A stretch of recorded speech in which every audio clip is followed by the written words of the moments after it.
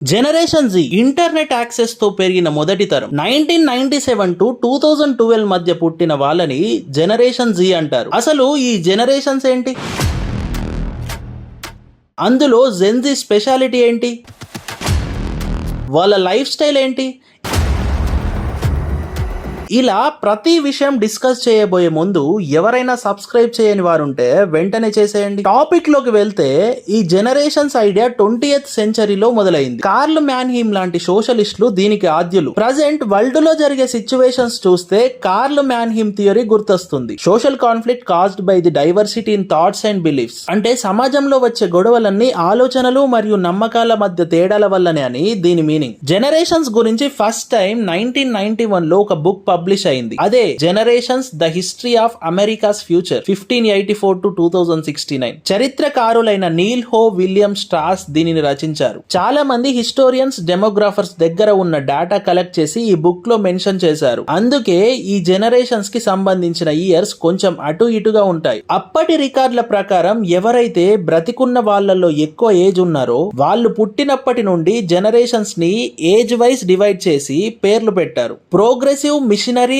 Last, GI and silent generation గా define చేశారు. World war 2 తర్వాత 1946 టు 64 మధ్య పుట్టిన వాళ్ళని బేబీ బూమర్స్ గా మీడియా అండ్ డెమోగ్రాఫర్స్ పాపులర్ చేశారు. ఎందుకంటే అప్పటి పాపులేషన్ లో 50% ఈ టైంలో పుట్టిన వాళ్ళే. డాగ్లస్ కూప్లాండ్ అనే రైటర్ తన పాకెట్ బుక్ లో బేబీ బూమర్స్ తర్వాత ఒక క్రాస్ జనరేషన్ ఏర్పడిందని, పెళ్లి కాకుండానే లీవ్ ఇన్ లో ఉంటూ పిల్లల్ని కంటున్నారని రాశాడు. జనరేషన్స్ బుక్ ప్రకారం 1965 టు 80 మధ్య పుట్టిన వాళ్ళు జనరేషన్ ఎక్స్ గా, 1981 టు 1996 కిడ్స్ ని జనరేషన్ వై లేదా మిలెనియల్స్ గా వర్ణించారు. అయితే దీనిలో 1982 వరకు అవైలబుల్ లో ఉన్న డెమోగ్రాఫిక్ డేటా ప్రకారం మాత్రమే రాశారు. తర్వాత మార్కెట్ లో 1997 టు 2012 జనరేషన్ ని generation Z or Gen Z గా, 2013 నుండి ఇప్పటి వరకు పుట్టిన వాళ్ళు జనరేషన్ ఆల్ఫాగా ప్రమోట్ చేసుకున్నారు.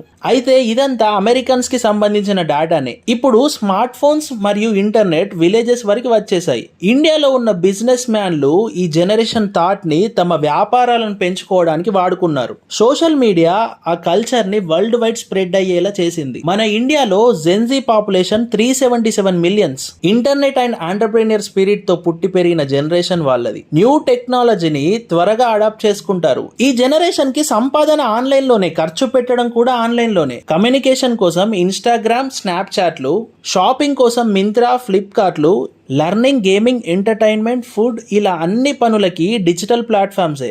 అందరూ టీనేజ్ అండ్ ఎంగేజ్ వాళ్ళే కాబట్టి ఫ్యాషన్ ఇండస్ట్రీకి గిరాకీ పెరిగింది. జెన్జీలు స్టైల్స్ ని ఎప్పటికప్పుడు మారుస్తూ ఉంటారు. Vintage and fast fashion culture రెండింటిని మిక్స్ చేయడం వీళ్ళ స్పెషాలిటీ. కాన్సర్ట్స్, ఫెస్టివల్స్ తో పాటు అవుట్డోర్ అడ్వెంచర్స్ చాలా ఇష్టపడతారు. They love to travel. 2025 లో 34% మంది ఇంటర్నేషనల్ ట్రిప్స్ ని న్యూ ఇయర్ రిజల్యూషన్స్ గా పెట్టుకున్నారు. బ్రాండ్స్ లో కూడా social conscious, eco friendly and వ్యాపార విలువలను పాటించే వారి గూడ్స్ ని కొనడానికి ఇంపార్టెన్స్ ఇస్తున్నారు. బట్ ప్రతి దాంట్లో బ్రాండ్ వాల్యూ చూస్తున్నారు. అది తినే హోటల్ అయినా, తిరిగే కార్ అయినా. సంపాదన విషయంలో మెజారిటీ యూత్ కార్పొరేట్ దురుసుతనానికి దూరంగా ఉండి గిగ్ వర్క్స్, ఫ్రీలాన్స్ లాంటి వాటి ద్వారా ఎర్న్ చేస్తూ స్కీమ్స్ లో, స్టాక్స్ లో ఇన్వెస్ట్ చేయడం ట్రెండ్ అయిపోయింది. ఇక gaming and social media platforms లో టైం వేస్ట్ చేసే వాళ్ళు ఉన్నారు అండ్ సంపాదించే వాళ్ళు కూడా ఉన్నారు. కొన్ని విషయాల్లో జెన్జీ మెంటల్ స్టేటస్ మీద క్వశ్చన్స్ రేజ్ అవుతాయి. కాయిన్ కి రెండో వైపు చూస్తే తప్ప జెన్జీ ఎంత డేంజర్ లో ఉందో అర్థం కాదు.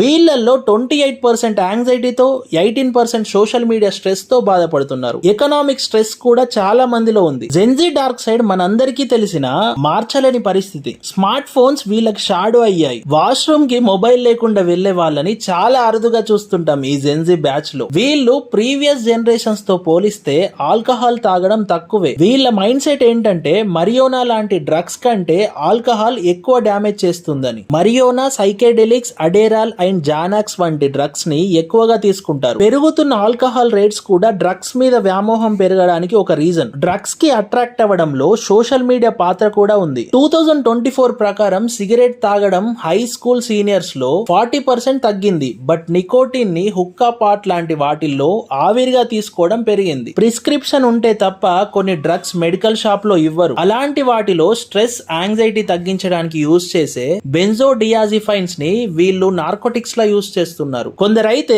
క్రియేటివిటీ కోసం, సెల్ఫ్ ఎక్స్ప్లోరేషన్ కోసం డ్రగ్స్ ని తీసుకుంటున్నామని తప్పించుకుంటున్నారు. ఒక పక్క 2 రాష్ట్రాల గవర్నమెంట్లు కూడా డ్రగ్స్ నివారించడానికి చాలా కృషి చేస్తున్నాయి. ఓనాడు ఉద్యమ స్ఫూర్తి ఉన్న తెలంగాణ రాష్ట్రం, ఓనాడు ఉద్యమాలకు వేదికలైన యూనివర్సిటీలు, కాలేజీలు ఈరోజు ఈ సింథటిక్ డ్రగ్స్ కానీ లేకపోతే గంజాయి బారిన పడుతున్నారు. జనరేషన్ ఆల్ఫాకి వచ్చేసరికి ముక్క లేనిదే కాదు, మొబైల్ లేనిదే ముద్ద దిగదు అన్నట్టుగా పెంచుతున్నారు. ఇంటర్నెట్ జెన్జీని ఎంత ప్రభావితం చేసిందో జనరేషన్ ఆల్ఫాకి ఏఐ రూపంలో బిగ్ ఛాలెంజ్ రాబోతుంది. చూద్దాం ఏఐతో వృద్ధిలోకి వస్తామో వినాశనం చూస్తామో. ఇంతకీ మీరు ఏ జనరేషన్ వాళ్ళో కామెంట్ చేసేయండి.